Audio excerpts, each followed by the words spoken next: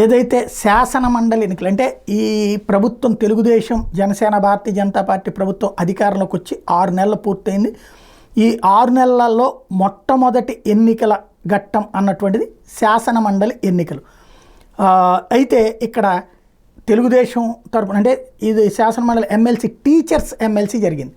క్రిందటిసారి YSR Congress party 2024కు ముందు graduate MLC teacher MLC 2 ఎలక్షన్లో అభ్యర్థులను పెడితే గ్రాడ్యుయేట్ ఎమ్మెల్సీ 3 కూడా ఓడిపోయింది, టీచర్ ఎమ్మెల్సీ 2 కూడా వైఎస్ఆర్ కాంగ్రెస్ పార్టీ గెలిచింది.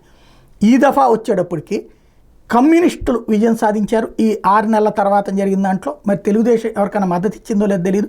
వైఎస్ఆర్ కాంగ్రెస్ పార్టీ అయితే ఎవరి పేర్లు అనౌన్స్ చేయలేదు.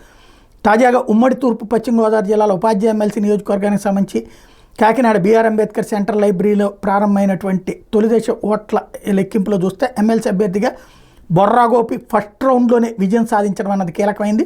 తూర్పు పశ్చిమ గోదావరి జిల్లాలో ఉపాధ్యాయ ఎమ్మెల్సీ నియోజకవర్గ ఎన్నికల్ని లో ఇది అత్యంత కీలకమైంది. కౌంటింగ్ ఏజెంట్ల సమక్షంలో 14 టేబుల్స్ మీద 76 మంది సిబ్బంది ప్రశాంత వాతావరణంలో ఓట్ల లెక్కింపు ఇంకా జరుగుతోంది. ఓట్ల లెక్కింపు ప్రక్రియలో ఫస్ట్ దశలోనే విజయం సాధించడం అన్నటువంటిది కీలకమైంది బొర్రా గోపి.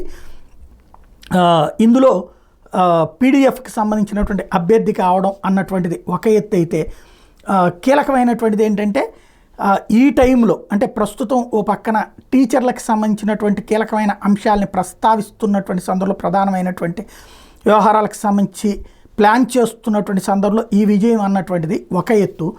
రెండవది వామపక్షాలకు పరోక్షంగా మద్దతు ఇచ్చి తెలుగుదేశం పార్టీ గెలిపించిందా అన్నటువంటిది కూడా ఇక్కడ కీలకమైంది. ఆయన పీడిఎఫ్ అభ్యర్థి కావడం అన్నటువంటిది గోపిమూర్తి మొదటి రౌండ్లోనే అన్నటువంటిది కీలకమైంది ఇక్కడ.